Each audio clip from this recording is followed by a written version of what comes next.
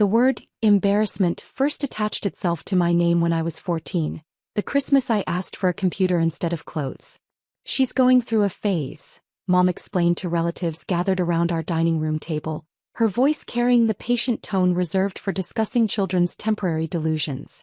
"All this computer nonsense will pass once she discovers boys and makeup." 15 years later, that phase had evolved into the family's most reliable source of social discomfort.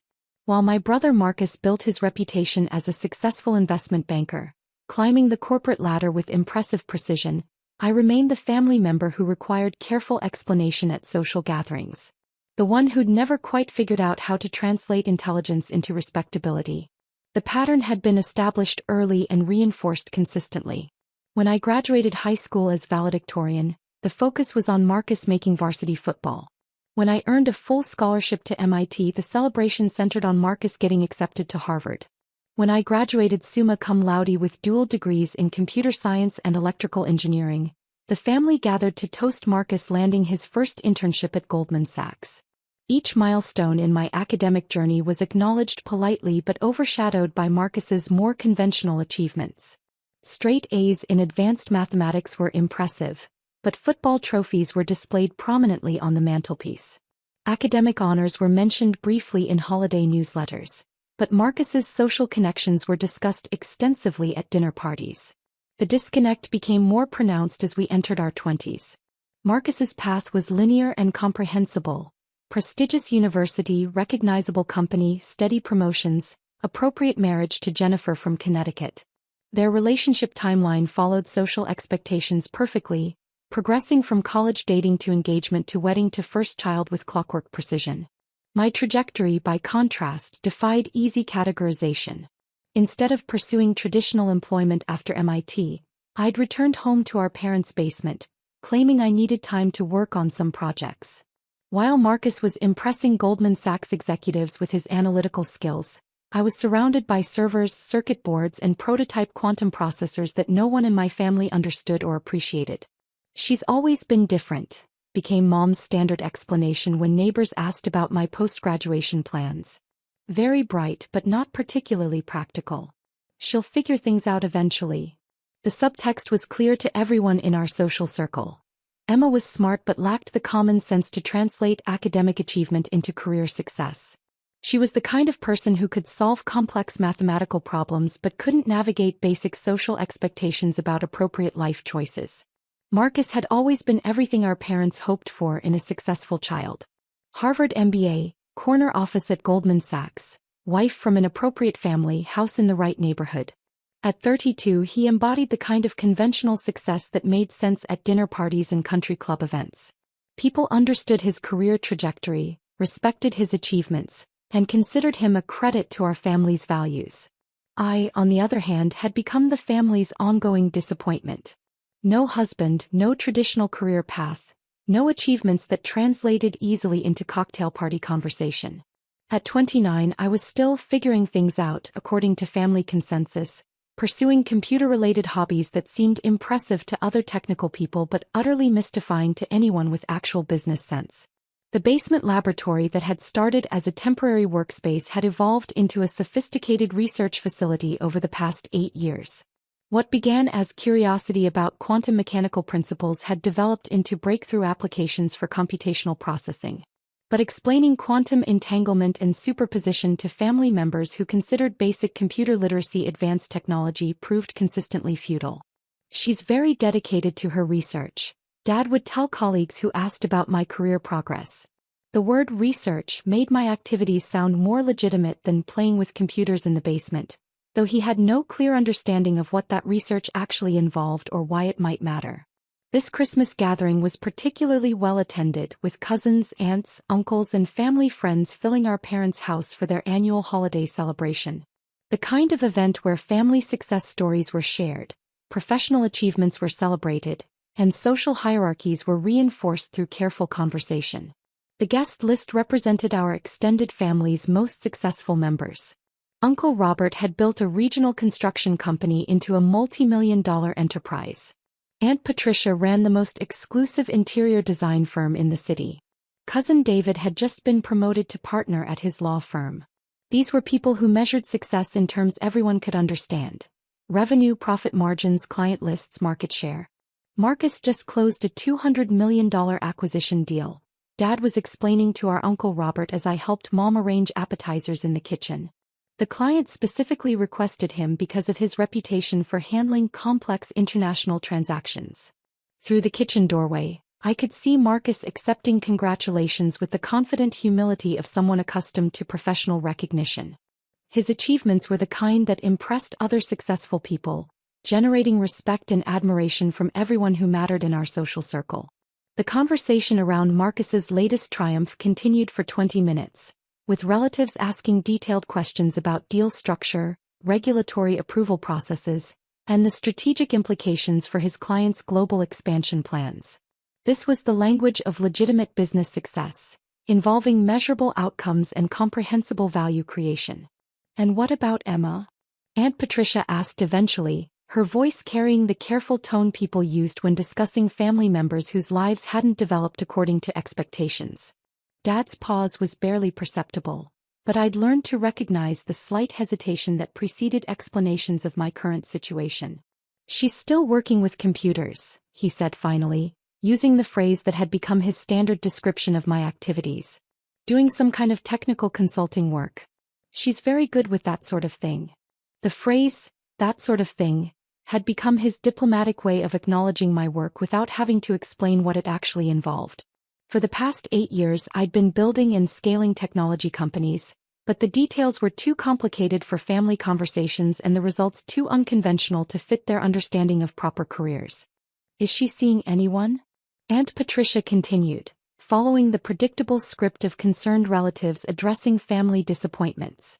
"She's very focused on her work right now," Mom replied diplomatically, which was family code for, "still single and probably always will be."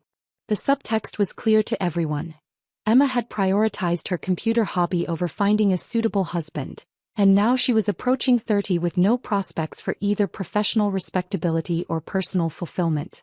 The kitchen conversation continued as I arranged cheese and crackers, listening to the familiar rhythm of family concern disguised as polite inquiry.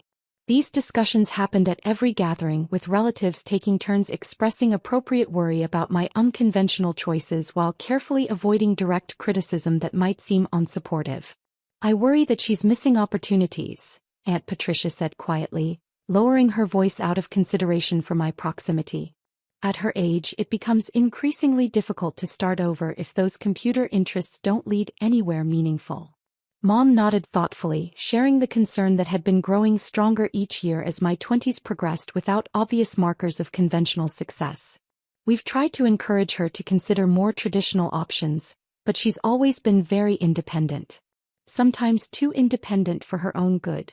The conversation reflected their genuine love and worry, filtered through assumptions about what constituted a successful life path. From their perspective, I was stubbornly pursuing dead-end interests when superior alternatives were readily available through Marcus's professional network. As we moved into the living room for the pre-dinner social hour, I found myself positioned in my usual spot on the periphery of family attention. Marcus occupied the central chair near the fireplace, his wife Jennifer beside him discussing their upcoming vacation to Switzerland. Their 3-year-old daughter played at their feet with educational toys that promised to accelerate cognitive development through multilingual programming. "Uncle Marcus is taking us skiing in the Alps," Jennifer was explaining to the assembled relatives. "The resort has a private helicopter for accessing the best slopes. Marcus's bonus this year has been extraordinary." The conversation flowed naturally around their success, touching on private schools, investment properties, and social connections that enhanced their standing in Manhattan's financial community. This was the kind of life our parents had envisioned for both their children: traditional, impressive, and easily explained to other successful people. Jennifer's discussion of their lifestyle provided a masterclass in conventional achievement. The Swiss vacation wasn't just a luxury purchase, but a demonstration of Marcus's value to Goldman Sachs. The private school enrollment wasn't merely educational planning, but evidence of their family's rising social status. Every detail reinforced their position within established hierarchies of success. The headmaster at Riverside Prep personally called to welcome our daughter, Jennifer continued, her voice carrying the satisfaction of someone whose child had been accepted to an institution with a waiting list measured in years rather than months. Apparently, her early development assessments place her in the 99th percentile for cognitive ability. I sat quietly in the corner chair that had become my designated spot at family gatherings, the location for family members who were present but not central to the evening's narrative of achievement and progress. From here, I could observe without being expected to contribute significantly to conversations about career advancement or life milestones. The positioning wasn't accidental or deliberately cruel. It reflected the natural social dynamics that emerged when successful people gathered to celebrate shared values and mutual accomplishments. Marcus belonged at the center because his achievements were comprehensible and impressive to everyone present. I belonged at the periphery because my pursuits remained mysterious and potentially meaningless. Emma, tell everyone about your computer work, Mom suggested during a brief lull in the Marcus appreciation session. Her tone was encouraging but careful, the way parents speak when trying to include children who don't quite fit the group dynamic. It's mostly technical stuff, I replied with the practiced vagueness that had served me well for years. Database management, system optimization, quantum processing applications. Pretty boring unless you're into that kind of thing. Marcus laughed, the sound carrying just enough condescension to establish the professional hierarchy between us without seeming overtly dismissive. Emma's always been more comfortable with machines than people. Some people just have different strengths, you know? His comment drew understanding nods from the adults, reinforcing their shared assumption that I'd found my appropriate niche in the technical support role that suited my personality and limitations. Not everyone could handle the pressure of high-stakes business dealings or complex client relationships. The assessment wasn't entirely wrong from their perspective. I did prefer the logical clarity of computational systems to the ambiguous social dynamics that governed most business interactions. I found satisfaction in solving technical problems that had definitive solutions rather than navigating office politics that required different skills entirely. That's wonderful that you've found something you enjoy, Aunt Patricia said with the enthusiasm typically reserved for children's hobbies. It's so important to have interests that keep you busy and engaged, even if they don't lead to traditional career paths. Her comment encapsulated the family's collective understanding of my situation. My computer work was a harmless interest that provided personal fulfillment without generating meaningful professional advancement. Like someone who enjoyed gardening or collected vintage stamps, I had found a technical hobby that suited my personality while accepting its limitations as a foundation for adult life. The gift exchange proceeded with predictable patterns that reflected established family hierarchies. Marcus and Jennifer received expensive items that acknowledged their status. Cashmere scarves from Italy, premium wine collections, jewelry from recognizable European designers. Their gifts to others were equally impressive, demonstrating both their good taste and their ability to afford generous gestures. My gifts were more practical. Books about emerging technologies, software licenses for development platforms, specialized equipment for my basement laboratory setup. The kind of presents appropriate for someone whose interests were technical rather than sophisticated, useful rather than luxurious. This looks very advanced, Dad said, examining the quantum computing textbook I'd given him, though we both knew he'd never read beyond the introduction. I'm sure it's fascinating to people who understand these complex scientific concepts. His response was typical of how family members engaged with my technical interests. They expressed appropriate appreciation while maintaining comfortable distance from subjects that exceeded their comprehension or relevance to their own lives. After dinner, as the evening wound toward its traditional conclusion, the conversation turned to family plans for the coming year. Marcus outlined his career trajectory toward managing director, explaining the political dynamics and performance metrics that would determine his advancement timeline. Jennifer discussed their daughter's enrollment in an exclusive preschool that would position her for eventual admission to elite private schools.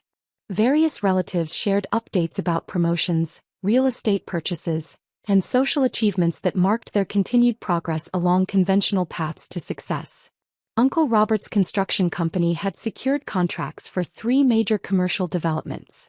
Aunt Patricia had been featured in Architectural Digest for her work on a celebrity client's estate renovation. "What about you, Emma?" Cousin Sarah asked when the conversation eventually reached my corner of the room. "Any big plans for next year?" Sarah was 2 years older than me and had recently been promoted to senior marketing director at a Fortune 500 consumer goods company. Her career trajectory represented exactly the kind of steady corporate advancement that our family considered appropriate for intelligent young women. Measurable progress, impressive titles, clear advancement opportunities. Before I could respond to her question, Marcus's phone buzzed with an incoming call.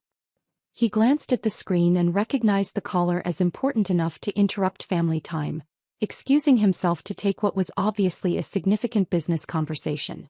"I'm working on some interesting projects," I said carefully, using language vague enough to avoid technical explanations that would lose my audience's attention. "Still early stages, but potentially significant applications." The response was met with polite but skeptical attention.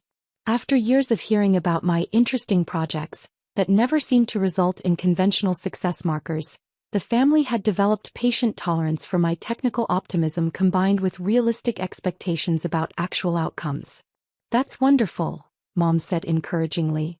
"Just remember that it's okay to be satisfied with what you have. Not everyone needs to achieve extraordinary things to have a meaningful life." Her words were intended as comfort, offering permission to accept modest achievements rather than pursuing unrealistic ambitions. But they stung precisely because they revealed how completely my family had written off any possibility of significant success in my future. The comment reflected years of conversations where they'd encouraged me to be realistic about my prospects and accept help from people who understood how business actually worked. Their concern was genuine, motivated by love and worry about my refusal to pursue conventional paths that led to measurable security. Marcus returned from his phone call with an expression of professional satisfaction, settling back into his central chair with the confidence of someone whose importance had just been confirmed by external validation. "Sorry about that," he said, addressing the room with practiced humility. "Year-end business never stops, even on Christmas. The global markets don't recognize American holidays." "Was it important?" Dad asked, his tone conveying genuine interest in Marcus's professional responsibilities and their international scope. "Just confirming some details for next week's board presentation," Marcus replied casually, his tone suggesting that board presentations were routine aspects of his professional life. "We're announcing a major expansion into emerging markets. Should be good for another promotion cycle." The conversation resumed its focus on Marcus's career trajectory, with relatives asking detailed questions about his responsibilities, achievements, and future prospects. This was the kind of success story that made sense to everyone. Clear progression, impressive titles, measurable financial rewards, respect from colleagues and superiors. As the evening progressed, I found myself feeling increasingly isolated from the family's shared understanding of what constituted a meaningful life. While they celebrated conventional achievements and traditional milestones, I was building something they couldn't comprehend or appreciate. The disconnect had grown wider each year, creating a gulf between my actual accomplishments and their perception of my ongoing failure to launch a proper adult life. "You know, Emma," Marcus said during a brief private moment as we cleaned up dessert plates in the kitchen, "it's not too late to consider a more traditional career path. I could probably get you an entry-level position at Goldman, maybe in the technology support division. Nothing glamorous but steady work with good benefits." His offer was genuinely meant to be helpful, reflecting his sincere belief that I needed rescue from my dead-end technical pursuits. In his worldview, any job at a prestigious financial firm was superior to whatever computer-related activities were occupying my time in our parents' basement. "The technology support division handles all the computational infrastructure for our trading operations," he continued, warming to the subject. "It's actually quite sophisticated work and they're always looking for people with advanced technical skills. You'd be perfect for that kind of role." His assessment revealed how he understood my capabilities. Technically competent but lacking the strategic thinking and interpersonal skills necessary for client-facing or leadership positions. I could contribute meaningfully in a support capacity while leaving business decisions to people with appropriate training and temperament. "Thanks," I replied quietly, maintaining the appreciative tone expected when family members offered career assistance. "I'll think about that." But as I watched him return to his central position in the family's attention, I realized how completely our paths had diverged. While he was climbing a ladder that everyone could see and measure, I was building something that existed entirely outside their frame of reference. The moment that crystallized everything came near the end of the evening, as relatives were gathering coats and preparing to leave. Cousin Sarah was discussing her job search, having recently been laid off from her marketing position despite strong performance reviews, when the conversation turned to family support networks and career advice. "It must be nice to have Marcus as a brother," she said to me, her voice carrying a note of envy disguised as observation. "Having someone successful in the family who can open doors and make connections. Not everyone has that kind of advantage." Before I could respond, Marcus laughed and shook his head with the confidence of someone whose advice had been consistently ignored. "I don't think Emma's interested in the kind of help I could provide.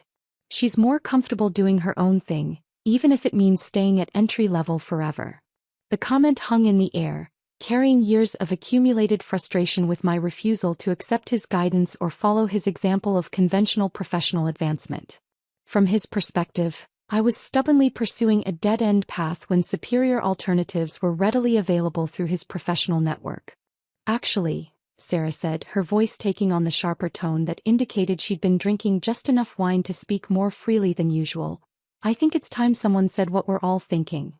The room grew quiet as relatives sensed that the evening's polite conversational boundaries were about to be crossed. Sarah positioned herself near the center of the living room, commanding attention with the confidence of someone who believed she was speaking for the group's collective wisdom. "Emma, you're becoming an embarrassment to this family," she announced, her words cutting through the holiday pleasantries like a blade through silk. "You're almost 30, you're still single, you're still playing with computers like a teenager, and you refuse to accept help from people who've actually succeeded in the real world." The silence that followed was heavy with agreement, even from family members who wouldn't have chosen such direct language. Sarah had articulated what many of them had been thinking but were too polite to express: that my unconventional choices reflected poorly on the family's collective judgment and social standing. Marcus nodded slowly, his expression suggesting that while he wouldn't have delivered the message so bluntly, he agreed with the underlying assessment. "Finally someone said it," he added quietly, his voice carrying relief that the difficult conversation had finally been initiated. Mom looked uncomfortable with Sarah's harsh tone but didn't contradict the essential message. Dad stared at his hands, avoiding eye contact that might require him to defend choices he'd never understood. The silence from other relatives spoke volumes about their shared agreement with Sarah's brutal evaluation. "You had potential," Sarah continued, warming to her theme with the passion of someone who believed intervention was necessary. "Good grades, smart family, every advantage. But instead of building something meaningful, you've wasted 15 years on a hobby that's going nowhere. And now you're too old to start over properly." The weight of accumulated family disappointment filled the room like a heavy gas, making it difficult to breathe normally. This was the conversation that had been brewing for years. The honest assessment that everyone had been too polite to voice directly. I simply responded, "I understand," I said quietly, maintaining the calm tone that had served me through countless similar moments over the years. My response seemed to satisfy the family's need for acknowledgement of reality. Sarah nodded approvingly at my acceptance of their assessment. Marcus looked relieved that the intervention had been necessary but civil. And Mom began gathering plates with the efficiency of someone eager to restore normal holiday harmony. But before the moment could pass completely and the evening could conclude with its traditional exchange of grateful hugs and promises to stay in touch, Dad's phone rang with the distinctive tone he'd assigned to calls from work colleagues. He glanced at the screen with the apologetic expression of someone who normally didn't take business calls on Christmas, but the name displayed made him pause with recognition. The caller was important enough to justify interrupting family time, even during the holiday's final moments. "It's Richard Thompson from the Times," he announced to Mom, his voice carrying the mixture of pride and obligation that accompanied contact from his most prestigious professional relationship. Richard Thompson was Dad's most valuable media contact, a business journalist who'd interviewed him twice for articles about regional manufacturing trends and economic development initiatives. Dad considered him a crucial professional relationship and had mentioned him frequently as an example of the kind of high-level connections that enhanced one's reputation in business circles. "Dave, sorry to call on Christmas." Richard's voice was loud enough to be heard across the room as Dad answered, his professional excitement overriding holiday etiquette. "But I had to verify something for a story I'm working on. Is your daughter really the Emma Chin that Forbes just named as America's youngest billionaire?" The question hit the room like a physical force, creating a silence so complete that even the grandfather clock in the hallway seemed to stop ticking. Dad's face went through a series of expressions as his brain processed information that contradicted everything he thought he knew about his family's hierarchy and achievements. "I'm sorry, what?"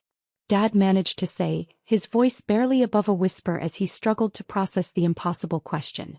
"Emma Chen, 29, founder and CEO of Quantum Dynamics," Richard continued, his professional excitement audible even through the phone's speaker. "Forbes released their youngest billionaire list an hour ago and she's number 1. Net worth estimated at $3.8 billion. Please tell me you can get me an exclusive interview with her." The silence that followed was unlike anything I'd ever experienced in 30 years of family gatherings. Not the comfortable quiet of people absorbing interesting information, but the stunned, airless silence of people whose fundamental understanding of reality had just been challenged and found completely wrong. Marcus was staring at me with an expression I'd never seen before, his mouth slightly open as he tried to reconcile the family embarrassment sitting in the corner chair with the youngest billionaire in American business history. Sarah had gone completely pale, her earlier confidence evaporating as she realized she'd just called a billionaire an embarrassment to the family. "Quantum Dynamics," Richard was saying, oblivious to the shock his call had created in our living room, "revolutionized quantum computing applications for financial modeling and data processing. The IPO last month broke every record for technology offerings. Your daughter built this from nothing in her basement lab, according to the Forbes profile." Dad was holding the phone like it might explode, his hand shaking slightly as he processed the implications of what he was hearing. The computer hobby he'd dismissed for 15 years, the technical projects he'd never understood, the dead-end pursuits that had worried the family for so long, all of it had been building toward something extraordinary that exceeded his ability to comprehend. "Dave, you still there?" Richard asked, his journalist instincts detecting the unusual silence on the other end of the call. "This is huge news. Forbes is calling her the most influential young entrepreneur of her generation. The quantum computing applications she developed are expected to transform multiple industries. Can you connect me with her?" Every pair of eyes in the room was focused on me now, their expressions cycling through disbelief, confusion, and dawning recognition. The family embarrassment who'd been lectured about accepting her limitations had somehow built a $3.8 billion technology empire while they'd been worrying about her failure to launch a proper career. The magnitude of their misunderstanding was becoming clear in real time. While they'd been encouraging me to accept entry-level positions and conventional paths to modest success, I'd been operating at a level of business achievement that exceeded anything any of them had ever imagined possible.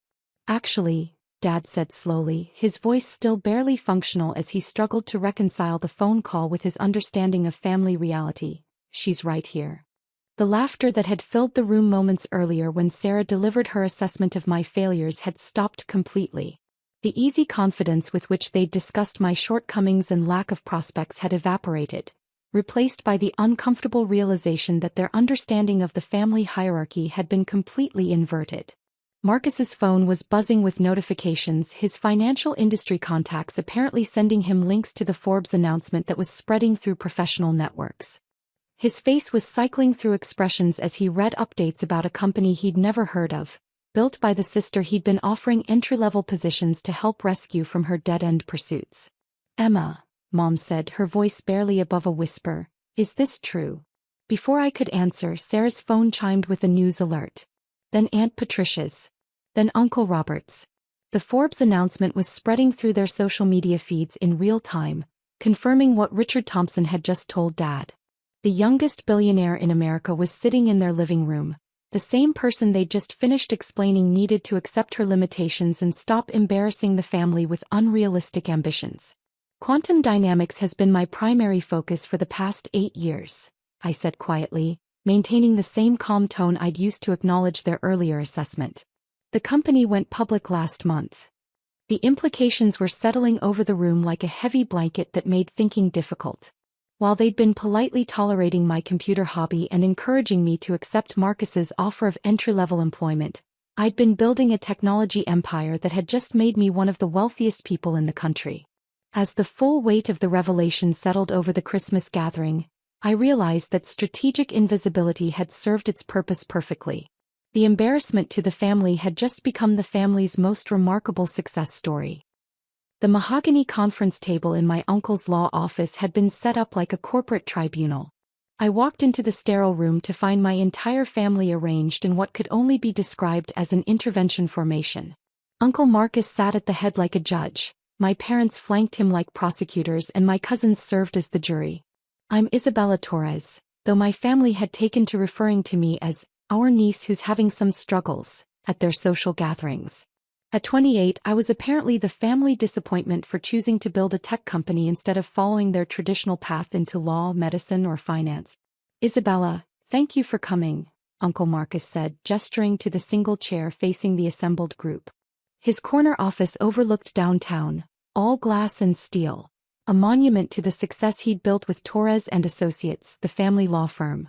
I settled into the chair, noting how they'd positioned me like a defendant facing judgment. My phone sat face up on the table beside me, volume turned up as always for business calls. In 3 hours I had a board meeting with my investors. In 6 hours the biggest announcement of my career would go live. But they saw my casual clothes and assumed crisis. We asked you here because we're concerned, my mother Elena began, her perfectly manicured hands folded like she was delivering bad news. About your startup, about your future, about these risky decisions you've been making. My father Carlos nodded gravely from his seat. Mija, we've been patient.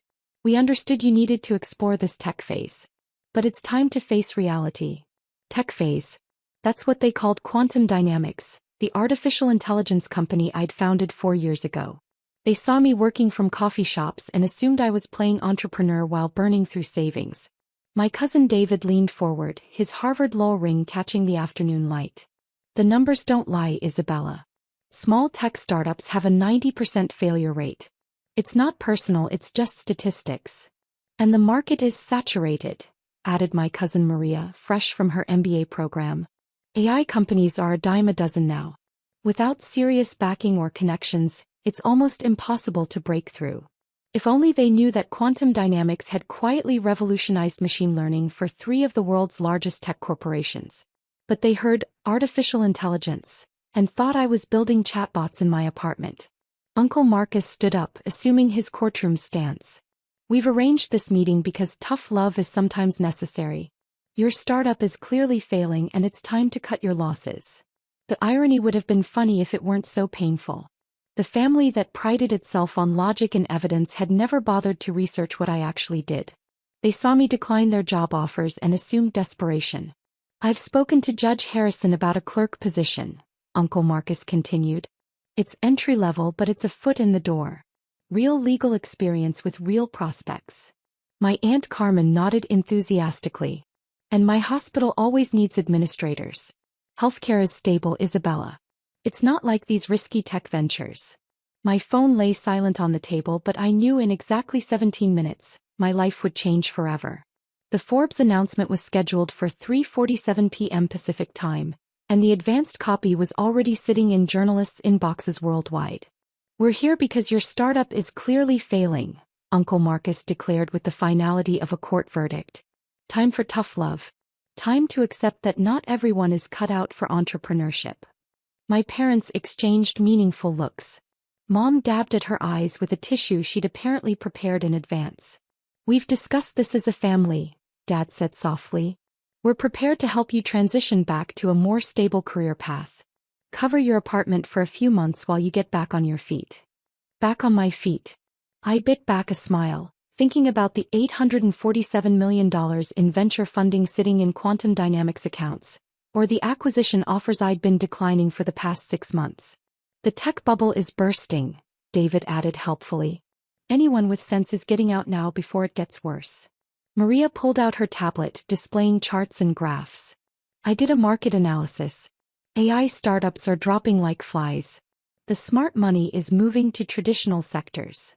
They'd done a market analysis of an industry they didn't understand, looking for a company they'd never properly researched, reaching conclusions that would be hilarious if they weren't so wrong. Isabella, Uncle Marcus said, sitting back down and leaning forward with practiced sincerity. We love you. That's why we're doing this. Sometimes family has to step in when someone can't see their situation clearly. My phone rang. The sharp tone cut through the intervention like a knife. Everyone turned to look at the device vibrating against the mahogany table. I glanced at the caller ID and smiled slightly. Right on schedule. "Excuse me," I said politely. "I should take this." "Isabella," Uncle Marcus protested. "We're in the middle of a serious conversation." "So am I," I replied, answering the call and putting it on speaker. "This is Isabella Torres." "Miss Torres. This is Jennifer Walsh from Forbes magazine." The voice filled the room with crystalline clarity. "I'm calling with the most exciting news. Congratulations. You've made the Forbes Billionaire list for 2024. The room went dead silent. Every face around the table froze in identical expressions of shock. Uncle Marcus's mouth fell open. Mom's tissue fluttered to the floor. David's Harvard ring clinked against his water glass as his hand trembled.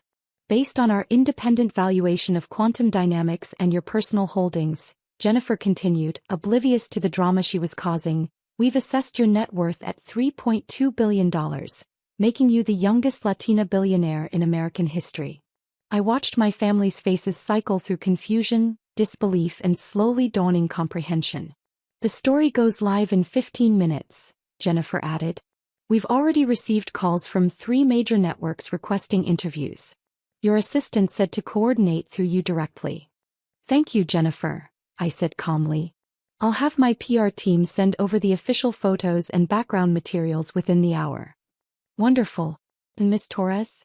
Our readers are particularly excited about the exclusive on your AI breakthrough. The applications for autonomous vehicles alone could reshape entire industries." "The technology speaks for itself," I replied, watching Uncle Marcus grip his desk as if the world had tilted. "I appreciate Forbes recognizing the potential." "Of course. We'll speak soon about the cover story feature." "Congratulations again, Ms. Torres. This is extraordinary." I ended the call and looked around the table at their stunned faces. "Sorry about that," I said conversationally. "You were saying something about my failing startup?" Uncle Marcus opened and closed his mouth several times before managing to speak. "Billionaire list? 3.2 billion, I confirmed. Though that's based on Friday's valuation. The acquisition offers I've been fielding could push it considerably higher." Mom's hands flew to her throat. "Acquisition offers?" I pulled out my phone and scrolled through my emails. Microsoft, Google, Apple, and Tesla have all submitted formal proposals in the past month. Tesla's offer alone was $4.7 billion for a 60% stake. David's Harvard confidence had completely evaporated. But you work from coffee shops. You drive that old Prius." "I work from coffee shops because I prefer the energy to corporate offices. I drive a Prius because it's environmentally responsible and gets excellent gas mileage." I stood up, straightening my jeans and hoodie. "I also happen to own the building that houses 3 of those coffee shops, plus a portfolio of renewable energy investments worth approximately $400 million. The silence stretched on until Maria found her voice. "The market analysis." I said AI startups were failing. "Some are," I agreed. "The ones built on hype without substance. But quantum dynamics holds 47 patents on machine learning algorithms that will power the next generation of autonomous systems. Our technology doesn't just predict market trends, it creates them." Uncle Marcus slumped back in his chair, his authority deflating like a punctured balloon. "Isabella, we had no idea." "No, you didn't. Because you never asked." I walked to his floor-to-ceiling windows, looking out at the city skyline that would soon include buildings owned by one of the companies courting my technology. "You saw a young woman working unconventionally and assumed failure. You heard startup and thought risky venture, instead of revolutionary technology." My phone buzzed with a text from my assistant. 3 more interview requests, including 60 Minutes. Also, the mayor's office called about the Economic Development Council position. I showed them the message. "The mayor wants me to head the city's technology initiative. Something about attracting more innovation to the region." Carlos found his voice first. "Mija, we were just trying to help." "Help?" I turned back to face them. "You staged an intervention without researching my company. You offered me entry-level positions while I was building billion-dollar technology. You assumed failure based on appearance rather than evidence." Aunt Carmen spoke up hesitantly. But you never told us how successful you were. Would you have believed me? Or would you have assumed I was delusional? I sat back down, facing the tribunal that had suddenly become an audience. Besides, I thought actions spoke louder than words. Apparently I was wrong. My phone rang again. This time the caller ID showed Goldman Sachs. "Excuse me," I said, answering and putting it on speaker again. "Isabella Torres speaking." "Ms. Torres, this is Patrick Chin from Goldman Sachs Private Wealth Management. We've been following the Forbes announcement, and we'd like to discuss managing your portfolio transition. With holdings of this magnitude, you'll need specialized strategies for tax optimization and investment diversification."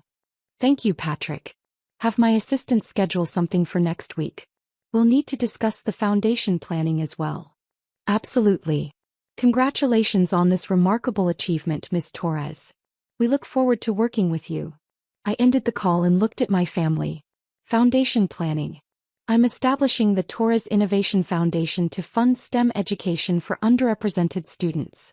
Initial endowment will be $200 million. The number hit them like a physical blow. Maria actually swayed in her chair. $200 million, she whispered. "Education was always important to this family," I said simply. "Now I can do something meaningful about it." Uncle Marcus leaned forward and I recognized the look in his eyes. It was the same expression he used when preparing to negotiate a settlement. "Isabella, clearly we misunderstood your situation. But now that we know what you've built, we should discuss how the family can support you." "Support?" I raised an eyebrow.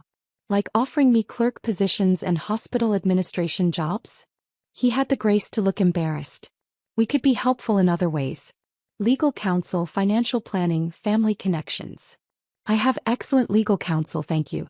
Cravath, Swain and Moore handles my corporate work, and I have specialized IP attorneys for the patent portfolio." I stood up again, gathering my things.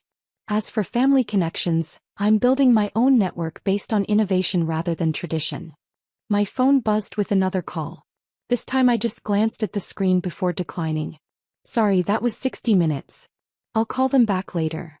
The casual way I dismissed a call from one of the most prestigious news programs in America seemed to finally drive home the magnitude of what they'd missed. "Isabella," Mom said softly. "What happens now? With us, I mean." I looked around the table at these people who'd raised me, guided me, and ultimately underestimated me so completely. "Now we learn what family really means," I said quietly. "Not people who assume the worst when they don't understand. Not people who offer help they think you need instead of asking what you've actually built. But people who support each other based on love rather than judgment."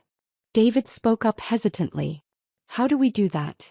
I smiled for the first time since entering the room. "You could start by asking about my work. What quantum dynamics actually does. What problems we're solving. What impact we're having on the world. And we could stop assuming you need our guidance," Uncle Marcus added with something that might have been humility. "That would be refreshing." I walked toward the door, then paused. "By the way, the judge position and hospital administration job? I appreciate the thought, but I'm a bit busy reshaping the global technology landscape." As I reached for the door handle, my phone rang one more time. The caller ID made me smile. "This should be interesting," I said, putting the call on speaker. "Isabella. This is the President's Science Advisor. We've been following your work with artificial intelligence applications for climate modeling. The President would like to discuss appointing you to the National Science Foundation Board. Are you available for a call with the White House tomorrow?" I looked back at my family's stunned faces one more time. "Let me check my calendar and get back to you. I might have some time between the Forbes photo shoot and the Senate subcommittee hearing on AI regulation." "Perfect. We'll coordinate with your staff. Congratulations on the remarkable recognition, Ms. Torres. The country needs innovators like you in leadership positions." After I ended the call, the silence stretched for a full minute. Finally, Uncle Marcus spoke. "Senate subcommittee? They want my input on regulating artificial intelligence development. Apparently, when you hold patents that could reshape multiple industries, lawmakers want to understand the implications." I opened the door, then turned back one last time. "Sunday dinner at Mom and Dad's house this week?" Mom nodded eagerly. "Of course, Mija. Good. But no more interventions. No more assumptions. Just family dinner where we talk about what we're actually doing with our lives." And Isabella? Dad called after me. We're proud of you. We should have said that first. I smiled genuinely. Thank you, Dad. That means more than you know. 6 months later, I sat in the executive conference room of Quantum Dynamics' new headquarters, a gleaming tower that had become a landmark in the city's skyline. Through the floor-to-ceiling windows, I could see construction beginning on the Torres Innovation Center, a collaboration between my foundation and the local university. My assistant knocked on the door. Your family is here for the board meeting. I looked up from the acquisition proposal I'd been reviewing. Tesla had increased their offer to $6.2 billion, but I was leaning toward the partnership model instead. More impact, more control, more fun. Send them in. Uncle Marcus entered first, carrying a legal briefcase but looking far less authoritative than he had 6 months ago. He was followed by David and Maria, both of whom had joined my legal and strategy teams respectively. Mom and Dad brought up the rear, grinning like proud parents at a graduation ceremony. How are the preparations going? Mom asked, settling into the chair beside me. The Senate hearing went well. 3 committees want to adopt our regulatory framework recommendations. I pulled up the news coverage on the conference room screen. And the foundation awarded its first round of scholarships yesterday. 200 students starting STEM programs this fall. David leaned forward with genuine interest.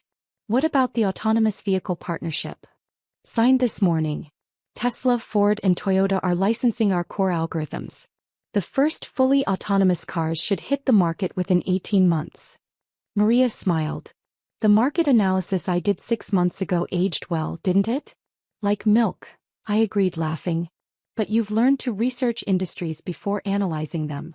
Uncle Marcus opened his briefcase and pulled out a thick contract. The foundation bylaws are ready for your review. I have to say, creating a legal framework for $500 million in annual giving is incredibly complex. But worth it, Dad added. When I see those scholarship recipients, I understand why you built all this. My phone buzzed with a familiar notification. Another Forbes alert, this time about the 40 under 40 list I'd apparently made as well. I showed them the screen. Number 1, Mom read proudly. Our daughter, number 1 on the Forbes 40 under 40. Our niece, Uncle Marcus corrected with a smile. The one who was clearly failing 6 months ago. I stood up, walking to the window that offered a panoramic view of the city I was helping to transform. You know what I learned from that intervention? What? Maria asked. That sometimes the best business strategy is letting people underestimate you. It gives you space to work without interference. I turned back to face them. But family is different. Family should see your potential even when you can't see it yourself. And sometimes, Uncle Marcus said quietly, family needs to learn that success comes in forms they never imagined. My phone rang again. This time the caller ID showed, Nobel Committee. I looked at my family's expectant faces and smiled. Should I put this one on speaker too? The unanimous yes that echoed through the room told me everything I needed to know about how much had changed since that intervention 6 months ago. Some lessons I'd learned are best taught with Forbes lists and perfectly timed phone calls. But the most important lesson was that real family doesn't just celebrate your success. They learn to recognize it in the first place. And sometimes the greatest victory isn't proving people wrong about you. It's teaching them to see you clearly and then watching them become genuinely proud of what they discover. As I answered the call from Stockholm, I realized that the failing startup my family had tried to save was actually saving them. Teaching them that love isn't about controlling someone's choices, but about trusting their vision even when you can't see where it leads. The billionaire list was nice. But having family who finally understood what I'd built, that was priceless. The invitation had arrived on cream-colored cardstock with gold embossed lettering. The Thompson family cordially invites you to celebrate Richard's promotion to senior partner at Willowbrook Country Club. Below the formal text, someone had handwritten in pencil, dress code strictly enforced, no cheap clothing. I stared at the invitation while sitting in my home office, surrounded by acquisition reports and property deeds. Willowbrook Country Club. I knew it well. I'd purchased it 18 months ago when the previous ownership group defaulted on their loans during the economic downturn. The $23 million acquisition had been one of my simpler deals, a distressed asset with solid bones and an excellent location. What my family didn't know was that their struggling relative had been quietly building a hospitality empire worth $89 million over the past 8 years. While they saw me as the family disappointment who worked some office job, I'd been strategically acquiring undervalued properties, turning them profitable and reinvesting the returns. The country club had been particularly satisfying to purchase. Uncle Richard had been a member there for 15 years, constantly bragging about his exclusive access and using it as a symbol of his superiority over other family members. He'd made countless comments over the years about how certain people could never afford such luxury. Now he was throwing a celebration party there, completely unaware that his despised niece owned every golf cart, every dining room chair and every blade of grass on the property. I arrived at Willowbrook on Saturday afternoon wearing a simple navy dress from Target, the kind of outfit that would reinforce their assumptions about my financial status. The valet took my modest Honda Civic without comment, while luxury cars lined the circular drive. The celebration was being held in the Magnolia Room, an elegant space overlooking the 18th green. 40 family members had gathered to honor Uncle Richard's partnership promotion at his law firm. The room buzzed with conversation about success, achievement and the privileges of the professional class. "Sarah." Aunt Patricia spotted me immediately. "You made it. We weren't sure you could afford the time off work." "I managed," I replied, accepting a glass of water from the server. "Well, isn't that nice? Richard will be so pleased you're here to see what real success looks like." I nodded and found a seat at the back table, the one clearly designated for lesser family members. My cousins Jennifer and Michael were already there, along with my brother David, who worked as a high school teacher. "Check out this place," Jennifer whispered. "Uncle Richard really made it, didn't he?" "The membership fees here are insane," Michael added. "Like $50,000 just to join plus monthly dues." I glanced around the room, noting the details I'd personally approved during the renovation. The crown molding, the crystal chandeliers, the hand-painted wallpaper. Every element had been carefully selected to maintain the club's prestigious atmosphere while improving profitability.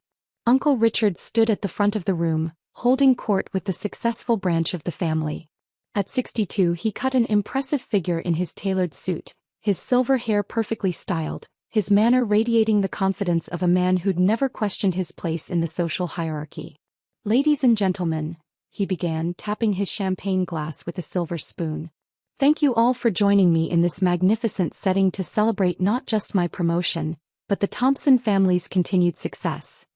Applause filled the room. "Some of you may not appreciate what it takes to earn access to a place like Willowbrook," he continued, his eyes scanning the room and landing briefly on our back table. "The standards here are quite high, both financially and socially." More approving murmurs from the front tables. "But that's what separates us from ordinary people. We set goals, we work hard, and we achieve the kind of success that opens doors to exclusive opportunities." I took another sip of water, watching the family members at the prestigious tables nod in agreement.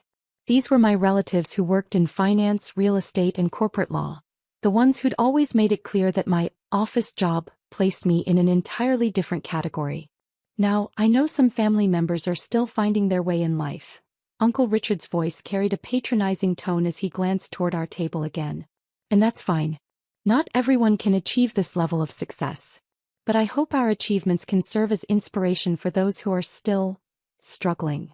Jennifer shifted uncomfortably beside me. David stared at his hands. The condescension was thick enough to cut with a knife. "Take my niece Sarah, for example," Uncle Richard continued, and my stomach dropped. "She's been working the same entry-level job for years, living in that tiny apartment, driving her old car.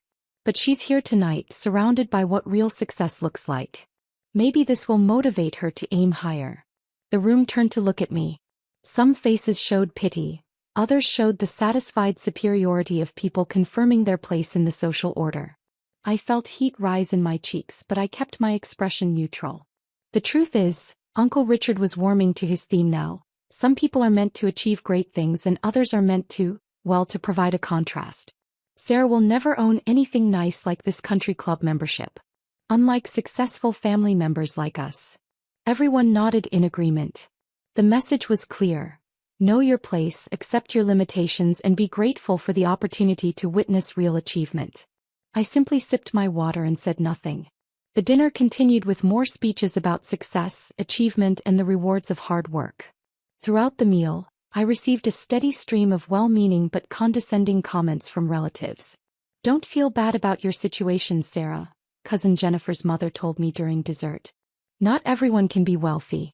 You contribute in other ways. Have you considered going back to school?" suggested Uncle Robert. "Maybe you could still improve your prospects. The important thing is that you're here to support family success," added Aunt Margaret. "Even if you can't achieve it yourself." Each comment was delivered with a smile, as if their pity was a gift they were generously bestowing upon me. I thanked them politely and continued eating the chocolate mousse that I'd personally approved for the club's new dessert menu. After dinner, Uncle Richard approached our table with his characteristic swagger. "Sarah, thank you for coming tonight. I hope this experience has been educational for you." "It certainly has been," I replied truthfully. Good. You know, there's something to be said for knowing your place in life. Not everyone can be a success, but everyone can appreciate success when they see it." "Absolutely. I mean, look around you. This is what achievement looks like." The Willowbrook Country Club represents the pinnacle of social and financial success in this city. The membership requirements alone would be impossible for someone in your situation. "I imagine they would be," I agreed. "Exactly. You'll never own anything nice like this. But you can enjoy it vicariously through family members who have worked hard enough to earn access." He patted my shoulder in what he probably thought was an avuncular gesture. "Keep working hard, Sarah. Maybe someday you'll be able to afford to eat at a place like this on your own." "That would be something," I said. As the evening wound down, I lingered in the club's marble-appointed lobby, watching my relatives say their goodbyes. Uncle Richard was holding court by the fireplace, regaling a group with stories about his legal victories and his plans to host regular family gatherings at the club. "This is going to be our family's regular meeting place," he announced. "Quarterly dinners for the successful branch of the family. A tradition we can pass down to our children." I walked to my car with their laughter echoing behind me. The valet brought my Honda Civic around and I could see several relatives watching from the windows, probably commenting on my modest vehicle. The next morning I was in my office by 7 a.m., reviewing financial reports from my various properties. Willowbrook Country Club's numbers were particularly strong. Membership was at capacity, the restaurant was profitable, and the golf course was booked solid through the summer. At 10:30 a.m., I called the club's general manager, Patricia Wells. "Good morning, Patricia. I need you to handle something for me." "Of course, Ms. Chin. What can I do for you?" "There's a member named Richard Thompson. Membership number 4782. I need his membership terminated immediately. Any particular reason I should document?" "Owner's discretion. No further explanation necessary." "I'll handle it personally. Should I call him directly?" "Yes. Please inform him that his membership has been revoked effective immediately, and that he's no longer welcome on the property." "Understood. What about his upcoming event reservations?" "He has the Magnolia Room booked for next month." "Cancel everything." "And Patricia?" "Yes. Make sure he understands that this decision is final and non-negotiable." At 2:47 p.m. my phone rang. The caller ID showed Uncle Richard's number. "Sarah." His voice was strained, panicked. "You'll never believe what just happened. Willowbrook Country Club just revoked my membership." "That's terrible, Uncle Richard. Did they give you a reason?" "The manager said it was owner's orders and refused to explain further. 15 years of membership and they just kicked me out with no explanation." "How strange. Did you try talking to someone in charge?" "I demanded to speak with the owner, but they said the owner doesn't take calls from former members." "Former members? Can you believe that? That does seem harsh." "Sarah, I need to ask you something and I hope you won't take this the wrong way." "Of course. You don't happen to know anyone connected to the club, do you? Anyone who might be able to help me understand what happened?" The irony was exquisite. The man who'd spent the evening explaining why I could never afford nice things was now asking for my help with his country club problem.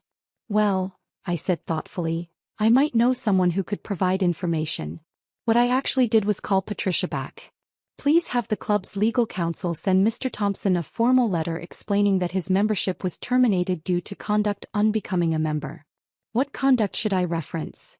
Public disparagement of other members based on their perceived financial status. We have a zero-tolerance policy for that kind of behavior. Understood. The letter will go out today. 3 hours later, Uncle Richard called again. Sarah, I got a letter from the club's lawyers. They're claiming I violated some conduct policy by making disparaging comments about other members. But I don't understand, I never said anything inappropriate. What kind of comments are they referring to? Something about financial status discrimination. But Sarah, I was just talking about success and achievement. You were there, you heard everything I said. There was nothing wrong with it. I see. You don't think. I mean, when I mentioned you during my speech, that wasn't inappropriate, was it? I was just using you as an example of different life paths. As an example of what, exactly? Well, you know, of how some people struggle while others succeed. I wasn't being mean about it. You said I would never own anything nice. Right, but that's just realistic. I wasn't trying to hurt your feelings. I was just pointing out the obvious differences in our situations. And what situations are those? Sir, come on. You work an entry-level job, live in a small apartment, drive an old car.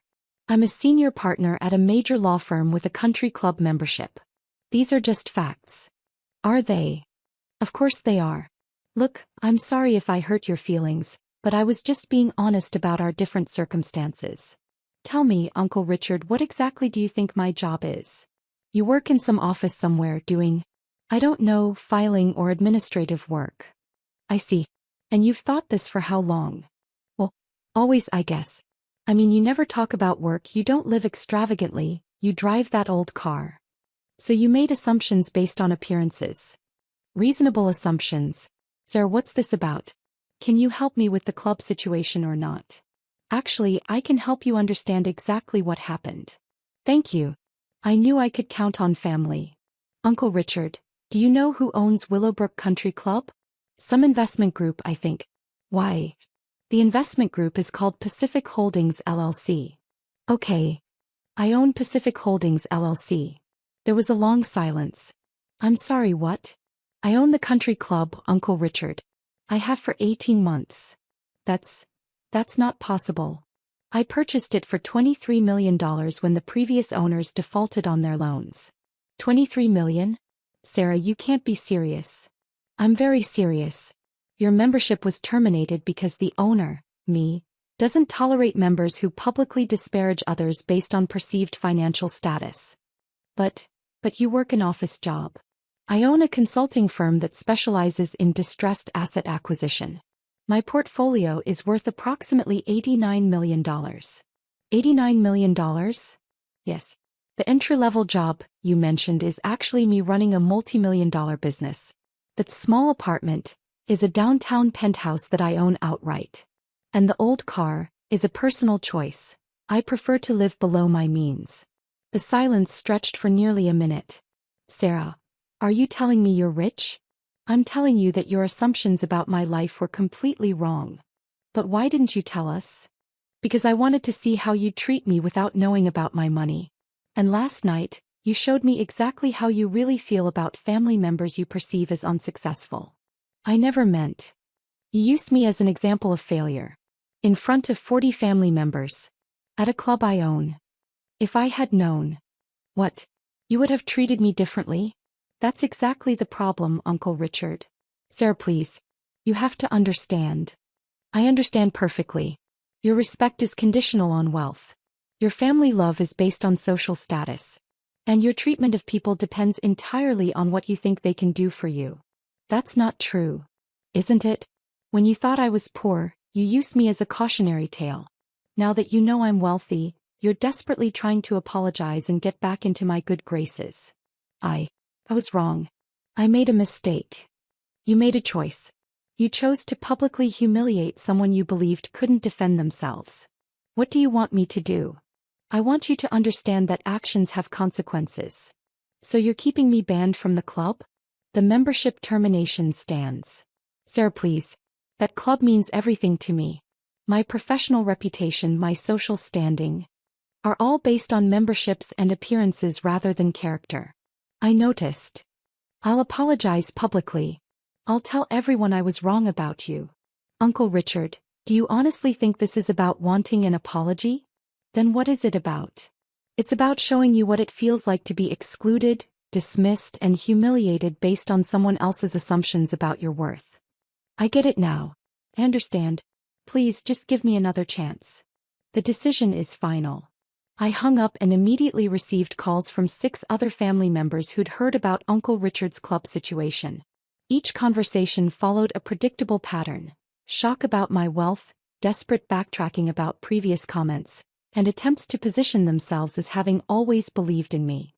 The most telling call came from Aunt Patricia, who'd greeted me with condescending pity just 24 hours earlier. "Sarah, sweetie, Richard told me the most amazing news. We had no idea about your success. Didn't you?" "Of course not. You're so modest. But now that we know, we're so proud of you." "Are you proud of me or proud of my bank account?" "Sarah, that's not fair. We've always loved you." "Have you?" "Because last night you told me not to feel bad about my situation, and suggested I contribute in other ways since I couldn't be wealthy. I was just trying to be supportive. You were trying to manage what you saw as a family embarrassment." "That's not true." "Aunt Patricia, let me ask you something. If you found out tomorrow that I'd lost all my money, how would you treat me?" "The same way. With love and respect." "Would you invite me to family gatherings at expensive venues?" "Well, I mean, that would depend on whether I could afford it." "Exactly. Sarah, you're being unfair. Family relationships are complicated. They don't have to be. But you've all made them conditional on wealth and status." Within a week, the news of my actual financial situation had spread through the entire extended family. The response was swift and predictable. Suddenly everyone wanted to reconnect, to spend time together, to hear about my business success. Invitations poured in. Relatives who hadn't called me in years were organizing lunches, dinners, and coffee dates. The same people who'd spent decades treating me as the family's cautionary tale were now eager to claim credit for my success. "We always knew Sarah would make it big," became the family's new narrative. But the most persistent contact came from Uncle Richard himself. He called daily, sent letters, and even showed up at my office building lobby twice before security removed him. His messages followed a predictable cycle: anger at being deceived, bargaining for reinstatement at the club, depression about his social standing, and acceptance that he'd learned his lesson. The final confrontation came 3 weeks after the country club incident. I was leaving my office building when Uncle Richard appeared beside my car. "Sarah, please. Just 5 minutes." "Uncle Richard, I've asked you not to contact me. I need you to understand something. I've lost everything. My social standing, my professional reputation, my sense of self-worth. Do you understand what you've done to me? I've done exactly what you spent years doing to me." "That's different." "How?" "Because I was successful. I had earned my position. And you assumed I hadn't earned mine.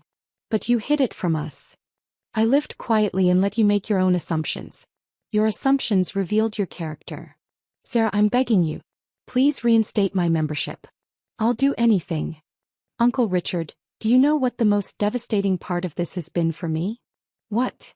"Realizing that 40 years of family relationships were based entirely on your perceptions of my social status. That's not true. Isn't it? When you thought I was poor, you used me as an example of failure. When you learned I was wealthy, you immediately tried to become my best friend. What part of that suggests genuine family love?"